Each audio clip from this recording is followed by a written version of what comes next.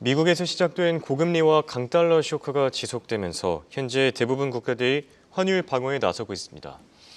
자, 그런데 달러 표시 부채가 많은 국가들이 현재 부도 위기에 몰리면서 최근 인도와 브라질 등 이 환율 방어 때문에 많이 힘들어하는 국가들이 늘고 있다고 하는데요. 우리에게도 워낙 중요한 문제인 만큼 오늘은 이 주제로 얘기 나눠보겠습니다. 도움 말씀에 한국경제신문의 한상춘 논설위원 나와 계십니다. 안녕하십니까? 네, 안녕하십니까. 저 오늘 월가 얘기를 봤는데요. 트럼프와 머스크를 놓고 누가 대통령인가 이런 논란이 있었다고 합니다. 이런 얘기는 왜 나오는 겁니까? 네, 사실 그 이전에 크리스마스 이브인데요. 예. 시청자 여러분 오늘 사실 미국 증시가 장 초반 생각하면 이브의 어떤 기분을 좀 깨트릴 정도로 주가가 그렇죠. 좀 안 좋았었습니다. 근데 우리가 그 점도표 12월 점도표 파동 이후에 펀더멘탈이 괜찮기 때문에 그렇죠. 예. 사실 PC 물가가 인플레 압력을 줄이면서 점도표 파동을 완화시켰고요. 예.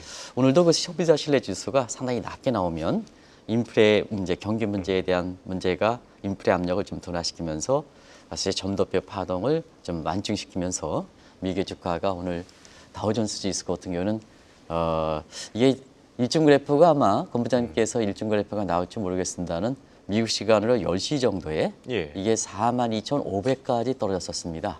저렇게 떨어졌었습니다. 예, 그렇죠. 근데 이제 막판에 저렇게 올라가면서 이렇게 3대 지수가 상승세를 끝나서 크리스마스 이브에 참 다행이다 하는 것을 말씀을 드리겠는데요.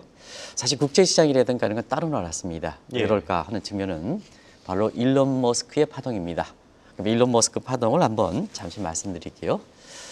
지금 일론 머스크는 트럼프의 대리이긴 하지만 월권 회의를 많이 하지 않느냐 한 게 월가의 공통적 시각입니다.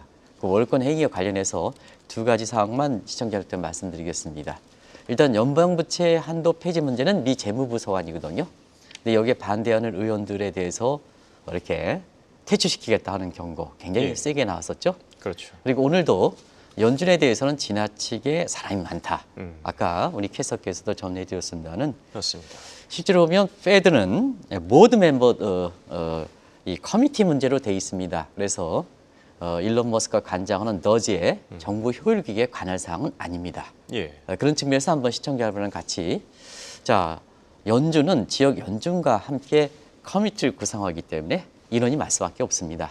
그런데 우리나라 같은 경우에는 캘리포니아 같은 경우는 우리나라보다 크지 않습니까, 그죠? 예. 이렇게 이제 하기 때문에 근데 전체 인원이 25,000명 정도로 그렇게 크지 않습니다. 20이라든가 이런 것 이렇게 통합 형태를 취하는 ECB가 전체 관련해서 4만 명이 넘거든요. 또 한국도 예. 한국은행이 한 4,000명이 넘을 겁니다. 그러면 이제 그 페드의 관할수로 거기는 통화정책수장과 감독기관을 같이 통합시켰지 않습니까? 예. 그래서 부의장이 통화정책수장과 감독 담당으로 부의장으로 나눠지지 않습니까? 그럼 우리의 금감원이라든가 경우에 있어서 금감위를 포함하면 우리도 한 10,000명 정도 될 겁니다. 그러면 사실 51개 주로 구성되어 있는 미국에서 25,000명이라 하는 것은 그게 많지가 않거든요. 예. 그런 측면에서 일론 머스크가 너무 월권행위를 했다 하는 이런 측면이고 두 번째는 정부 효율기구는 국민의 세금을 많이 쓰는 기관을 축소시키는 겁니다. 예. 공무원수라든가 연방기관수를. 그런데 중앙 모든 그 페드는 국민 세금을 쓰지는 않습니다. 바로 달러 시니어리티 이펙트라든가 그 다음에 국채 이익 가지고 이렇게 쓰는 거거든요. 예. 그래서 요즘 그 국채 그 이자가 많이 올라갔지 않습니까? 그렇죠. 그래서 죄송합니다는 그 이자 가지고 남다 보니까 오히려 재무부에 사실 더 보존해주는 이런 차원이거든요. 예. 그래서 일론 머스크가 제대로 좀 이게 알고 하는 거냐 하는 측면에서 너무 월권 행위를 하는 게 아니냐 하는 측면인데 어제도 이제 말씀드렸습니다. 연방부채 한도 폐지 문제, 이 문제는 예. 이번에 임시 예산을 빼줘서 셧다운이 위기가 이렇게 모면했습니다는 이 문제는 지속된다. 오늘도 국채금리 생각하면 예. 소비자 신뢰 지수가 낮았기 때문에 국채금리는 떨어져야 됩니다. 맞습니다. 근데 오늘 국채금리가 굉장히 바짝 올랐습니다. 예. 지금 국채금리 4.59%까지 4.59까지 올라갔습니다. 올랐었죠. 예. 어제 이 부채 문제로 인해서 4.5 돌파하면 5%에 바로도 갈 거다는 이런 말씀을 드렸습니다는 또 지난 4월에는 JP 모건의 예. 사실 다이먼 회장도 8%까지 얘기했지 않습니까? 그랬었죠. 예. 바로 그런 현상이거든요. 그래서 소비자 신뢰 지수가 낮아졌는데 왜 국채금리가 바로 뛰었을까? 이게 연방부채 관련된 자본 문제, 요 문제거든요. 예. 그리고 수급상의 문제지 않습니까? 수급상의. 그렇죠. 그러니까 4.6% 가니까 달러 인덱스가 다시 108대로 가게 올라가면서 고금리 강달러 현상이 지속되고 있다. 이렇게 볼 수 있습니다. 네. 자, 이렇게 강달러 그리고 고금리 현상이 계속되는 와중에 지금 각 국가들이 환율 방어 때문에 지금 애를 먹고 있다고 합니다. 지금 갈수록 상황이 더 힘들어지고 있고 우리에게도 참 중요한 문제인 만큼 이 부분에 대해서 좀 집중적으로 얘기 나눠봐야 될 것 같은데요. 어떻게 보십니까? 네.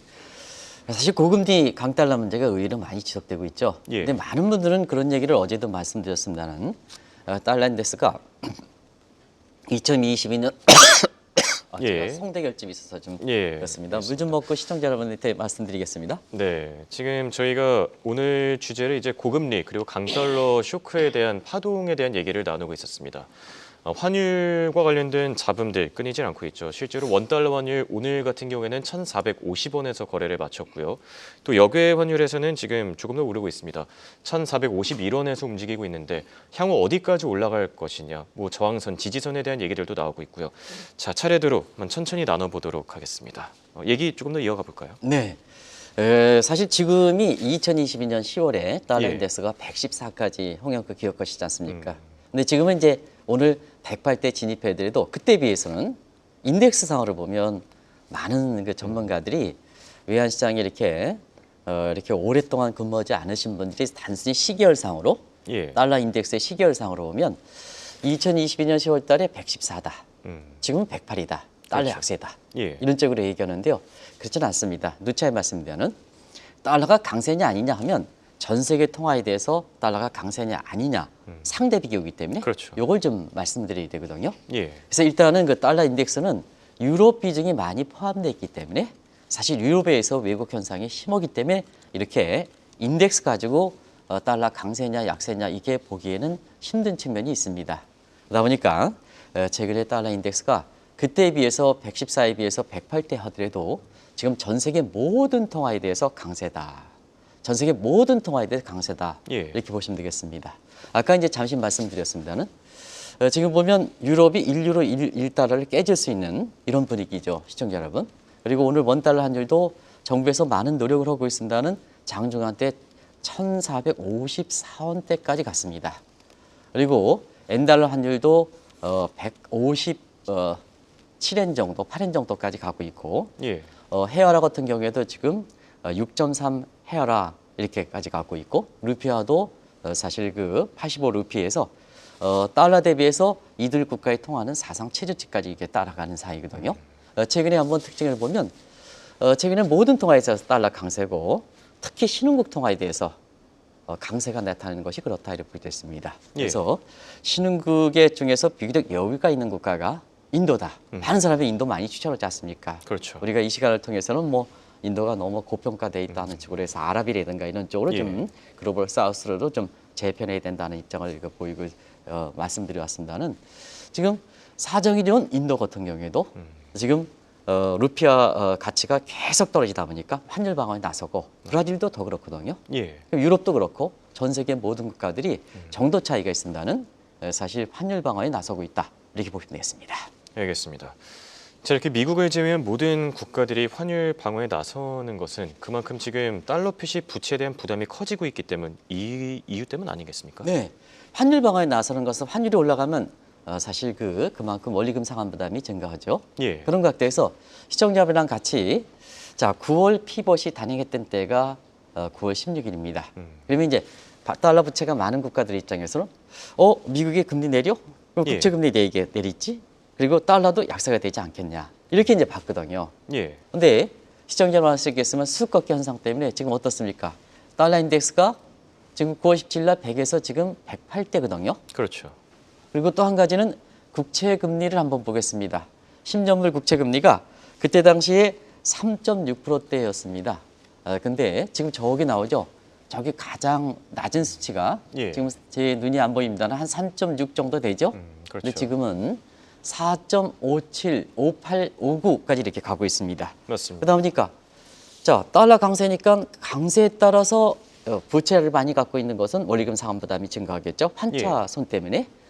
두 번째는 대부분 다 10년 전에 조달했던 것이 변동금리거든요. 왜냐? 그때는 저금리이기 때문에.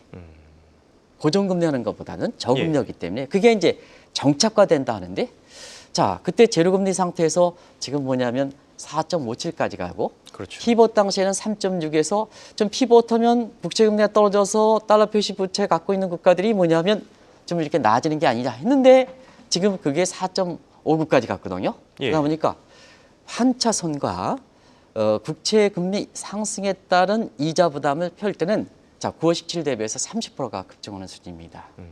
그러니까 환율이 더 올라가면 방어를 해야죠. 왜냐하면 원리분 상환 부담이 많이 되기 때문에. 근데 문제는 그렇습니다. 일제도 말씀드렸지만 신흥국들은 10년 전에 금리위기 당시에 제로금리 때문에 돈이 있든 없든 제로금리 때문에 달러 표시 부채를 많이 조달했는데요. 그렇죠. 그것이 대부분 다 2020년서부터 계속해서 2025년까지 매년 4천억 달러 이렇게 들어오는 상태거든요. 예. 자, 그러면 4천억 달러 들어오는 상태에서 고금리 강달러 같이 맞아져 있고 또 왜 4분기가 이렇게 부담이 될까? 예.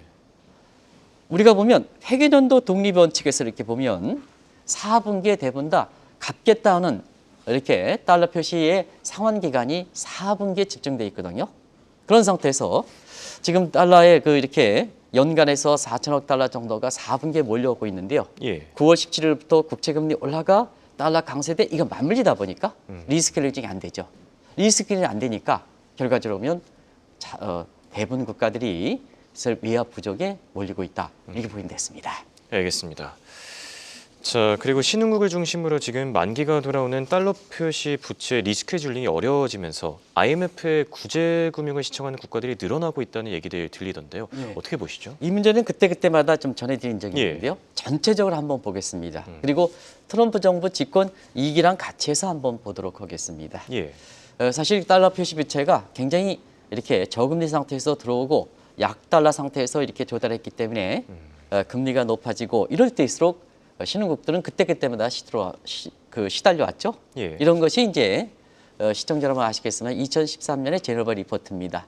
그 사항을 한번 2013년서부터 쭉 한번 보도록 하겠습니다. 예. 그러면 버냉키 출구 전략에서 테이퍼 텐트림 이런 얘기가 나왔던 것이 바로 2013년이죠.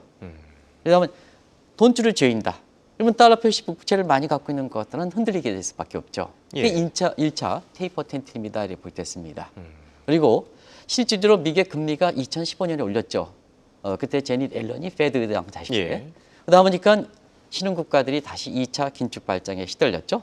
그리고 자 트럼프 집권 1기 때 이 셧다운 문제로 해서 실제로 뭐냐 셧다운에 들어갔던 때가 2018년입니다. 예. 그때 셧다운 되니까 결과적으로 국채금리가 많이 올라갔지 않습니까? 그렇죠. 국채금리가 많이 올라가면 신흥국 같은 게라든가 그다음에 선진국 중에서도 달러 표시 부채를 많이 갖고 있는 국가들이 어려움을 당했었죠. 그때 당시 아마 제 기억으로는 신흥국의 예. 이렇게 디폴트 위험이 최고조에 달했습니다. 아. 이게 이제 다시 집권 위기를 맞는 거죠. 예. 집권 위기. 자, 그래도 그런 상태에서 2022년 3월 달에 미국의 금리가 세게 올랐죠. 그러니까 저금리 금리 고금리로 바뀌었지 않습니까? 예. 그러다 보니까 신흥국을 비롯해서 달러 표시 국채를 많이 갖고 있는 선진국들도 사실 3차 긴축 발장이 되면서 이제는 뭐냐 부채 위기가 본격화되는 거죠. 예. 이렇게 해서 시달리는 상태에서 자 9월 달에 페드가 피벗 금리를 내렸다. 그러면 좀 숨통이 터지는 게 아니냐. 왜 그럴까? 많은 전문가들이 미국의 정책금리 떨어져 국채금리 떨어져 달러 약세돼. 그러면 숨통이 좀 터지는 게 아니냐 예. 했는데 수급꺾기 현상 때문에 거꾸로 달러가 강세가 됐죠. 피벗 추진에도 불구하고 미국의 정책금리가 0.5%, 0.25%, 0.75%포인트 내렸는데 사실 국채금리는 3.6에서 4.5로 올라갔고 달러는 정책금리에 따라서 대부분 달러 약세로 봤는데 달러 인덱스가 100에서 108로 가니까 자 숨통이 좀 터지는 게 아니냐 하는데 숨통은 더 조여오죠. 그렇죠. 근데 1차, 2차, 3차, 4차 긴축 발장 이런 상태에서 외환은 계속해서 환율 방어 때문에 소진된 상태거든요. 예. 근데 지금 각국이 갖고 있는 외환 보유가 줄어든 상태에서 지금 뭐냐 피벗 이후에 전혀 다른 환경이 되다 보니까 지금 뭐냐 대부분 신흥국뿐만 아니라 사실 그 선진국들도 지금 외화 사정에 굉장히 어려움을 당하고 있다 이렇게 보시면 되겠습니다. 예.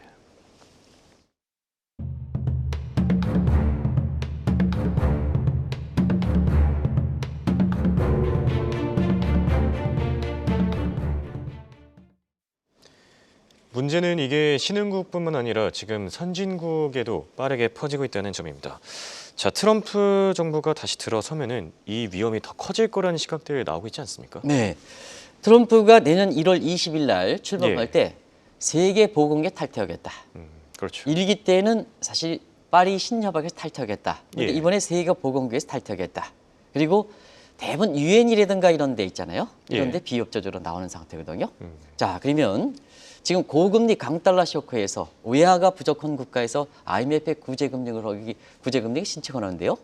IMF 입장에서 돈이 있어야 되지 않습니까? 그렇죠. 그래서 IMF의 재원 문제에 대해서 일전에 한번 말씀드렸습니다. 재원이 어떻게 형성되는가 하는 것을 잠시 공부 좀 하도록 하겠습니다. 이 골든 트랜짓, 이건 언제든지 수시로 자국이 불안할 때 회원국이 뽑아낼 수 있는 겁니다. 예. 그리고 크레디트 트랜짓은 우리 같은 경우는 원화를 내놓고 달러를 가져올 수 있는 겁니다. 아니면 IMF의 준비통화를 가져올 수 있는 겁니다. 그건 원화를 주고 회원국에 자국통화를 내고 가져오는 겁니다. 예. 이게 이제 두 가지 사실 위기를 당하는 국가들이 이렇게 달러를 쓸 수가 있다. 이렇게 이제 보시면 되겠는데요. 많은 사람이 우리가 인도네시아라든가 중국이라든가 그다음에 일본의 통화 수합 문제에 이렇게 얘기를 많이 합니다. 예. 근데 그들 국가도 지금 환율 방어이기 때문에 외화 사정이 넉넉지 않거든요. 그래서 쌍무간 협정은 의미가 없는 겁니다. 우리가 이제 유일하게 외화 부족에 시달리고 예. 일본이라든가 중국이 외화에 여유 있고 환율에 문제가 없다면 수시로 서로가 수합해서 같이 쓸 수가 있습니다. 근데 지금은 일본도 뭐냐? 계속해서 시장 방어하는 상태에서 그렇죠. 외화를 예. 소진하지 않습니까? 중국도 마찬가지고 이런 상태거든요. 그런 상태 보니까 쌍무간 협의는 그렇게 의미가 없는 겁니다. 그러다 보니까 IMF에 대한 의존도가 더 강하다 이렇게 보이겠습니다. 쌍무간 수합에서 의존도가 없다 보니까 예. 결과적으로는 IMF인데요. 문제는 그렇습니다. 계속되는 신흥국을 비롯해서 구제금리 신청하는 과정에서 사실 그 IMF의 재원이 부족한 상태에서 자 트럼프가 오거든요. 트럼프는 1기 때도 IMF의 재원을 내주지 못했습니다. 그렇죠. IMF의 재원은 최대 쿼터국이 미국이거든요. 예. 나중에 이제 말씀드리겠습니다는 이런 상태에서 트럼프가 나 재원을 안 낸다. IMF 재원 안 낸다. 그러면 다른 국가들은 고금리 강달러에 의해서 IMF의 구제금리를 재원을 필요한데 IMF가 최대 쿼터국이 미국이 트럼프가 지원하지도 못한다면 이 문제는 지금보다도 내년에 트럼프 정부 2기가 출범하고 나서 계속해서 문제가 될 거다. 이렇게 보시면 되겠습니다. 맞습니다. 만약에 트럼프 집권 2기가 재원을 확충해주지 않으면은 안 그래도 어려운 IMF가 더 어려워질 수밖에 없는 구조인 것 같은데요. 그렇다면 이런 상황, 문제를 그동안은 어떻게 해결해 왔습니까? 네. 세계 경제가 발전될수록 예. 돈은 움켜집니다. 그래서 다른 국가의 인류 공영 차원에서 국제금리 안착에서 공동기금을 내라 인색합니다. 그러다 보니까 IMF가 사실 1945년 미국의 사실 2차 세계대전의 반성 차원에서 한편으로는 가트가 설립하고 한편에는 국제금리 시장의 IMF가 설립했는데요. 사실은 계속해서 재원 부족 문제에 시달려왔다 이렇게 됐습니다. 예. 근데 재원 부족 문제에서 자 같은 재원 문제에서 미국 이외의 국가들이 재원의 잉여국이 될 때에는 크게 문제가 없었습니다. 그 대표적인 게 1990년대 일본이 예. 재원 잉여국으로 미국 대신해서 IMF의 재원을 이렇게 줬다. 그런데 지금 일본도 뭐냐 하면 국가 채무에 시달리고 있지 않습니까? 예. 계속해서 환율 병원 때문에 외화 소진하다 보니까 사실 IMF의 재원을 줄 수 있는 여력은 없는 상태거든요. 근데 집권 2기 들어서부터 자 트럼프도 IMF의 재원을 내주지 않겠다. 그러면 구제금융 신청하는 국가들이 많은데 어떻게 할 것이냐? 예. 바로 IMF 자체적으로 채권을 발행하는 거거든요. 아. 근데 문제는 그렇습니다. IMF 자체 채권은 회원국들이 조약에 의해서 IMF를 맺어가는 겁니다. 그래서 거기에 무슨 이행국이라든가 뭔가 조항은 의무사항이 없습니다. 아. 그럼 한번 보세요. 예. IMF가 뭐냐? 의무사항이 없는 상태에서 자체 재원부장분 때문에 자체 국채를 발행한다. 누가 사주겠습니까? 그렇죠. 누가 사주겠습니까? 회원국들이 돈 내야 상환금을 대는데 예. 누가 사주겠습니까? 지금 미국의 국채도 디폴트 문제 때문에 잘 사주지 않고 연일 뭐냐? 국채 금리가 올라가고 있는데요. 중국은 나중에 더 말씀드리겠습니다. 예. 이런 상황이거든요. 그러다 보니까 사실 이 문제가 집권 이후에 국제금융시장에서 굉장히 이슈가 등장하고 있다. 그런 것을 말씀드리겠습니다. 네. IMF가 부도가 난다, 이보다 더 심각한 일도 없을 것 같은데요. 그래서인지 뭐 전임 총재 라가르도도 그렇고 뭐 지금 게오리가 총재도 그렇고 계속해서 중국 쪽에 다가서는 모습 나타내고 있지 않습니까? 네. 사실은 중국이 놀라지 마시기 바랍니다. 아마 이 방송을 통해서 처음으로 중국의 국채 문제를 얘기했을 겁니다. 국채금리 2% 깨지서부터 그렇죠. 이게 많이 떨어질 겁니다. 근데 어제 오늘 또 한국경제신문에 국제면에 나왔습니다는 홍영크도 놀라지 마시기 바랍니다. 예. 국채금리 하락 속도가 더 빨리 돼서 어제 1% 붕괴돼서 0.85까지 갔습니다. 예. 10년물 있잖아요. 이게 그렇습니다. 근데 시청자 여러분 아시겠습니다는 중국이 뭐냐? 사실은 재원이 넉넉하지 않은 상태거든요. 국채금리가 이렇게 떨어질 만큼 넉넉한 상황이 아닙니다. 왜 그럴까? 중국은 국채를 해외에서 사주는 경우가 없습니다. 그러면 경제 지표는 중국이 뭐냐? 5% 달성을 할 수가 있다. 뭐 4.7%다. 경제 지표는 좋지만 중국 국민들은 체감적으로 경기 상황을 어떻게 느낄까 하는 측면에서 이렇게 보면 사실 체감적으로 더 어렵기 때문에 재원 조달에 있어서 안전 통화라는 국채를 사줄 수밖에 없거든요. 민간 차원에서 보면. 예. 그러면 국채 가격이 올라가고 국채 금리가 떨어집니다. 이 문제가 있느냐? 중국 인민들은 그렇게 사줄 수 있는 여력이 없습니다. 그러다 보니까 지방 정부의 부채 문제라든가 금리가 올라가면 더 디폴트 우려가 더 되지 않습니까? 어제도 헝다 사태에서 4위에 해당되는 중국의 부동산 업체가 디폴트가 됐습니다. 자, 홍대 사태가 2019년입니다. 그동안 많은 노력에도 불구하고 4위 업체가 디폴트가 당했습니다. 근데 이런 상태에서 만약에 중국이 국채 금리가 더 올라간다면 그냥 연쇄 파동이 되는 거죠. 그렇죠. 그러다 보니까 프라이머리를 대상으로 강제적으로 인서게끔 됩니다. 대금은 뭐냐? 미개 국채 대금을 국채를 팔아서 그 대금 들어오죠? 프라이머리 딜러를 대상으로 해서 중국의 국채를 사달라. 그러다 보니까 어떠냐? 결국 국채 금리가 인위적으로 떨어진다는 얘기입니다. 시장보다 더 떨어진다는 얘기입니다. 예. 그런데 문제는 그렇습니다. 중국의 국채 금리가 펀더멘탈 대비해서 사실은 그 디폴트 부채를 줄여야 되는데요.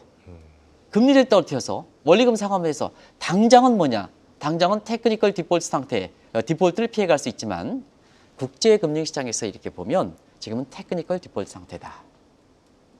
이렇게 보는 것이 그렇습니다. 그렇죠. 그러다 보니까 중국이 사실 지난번에 경제 공작 대회에서 특별 채권을 발행하든 그다음에 금융관에서 금융위에 준하는 준양적 완화 정책 이번은 다르다 하더라도 계속해서 중국의 주가가 떨어지는 배경이다 하는 것을 말씀드리겠습니다. 결론적으로는 자, 일부 국가들이 IMF의 구조금융이 이렇게 잘 받지 못하다 보니까 중국 쪽으로 쏠려가는 라가르도도 트럼프 반대해서 중국 쪽으로 가는데 중국도 크레딧 크런치, 신용경색 때문에 그렇게 여유롭지는 못한 상황이다. 것을 말씀을 드리겠습니다.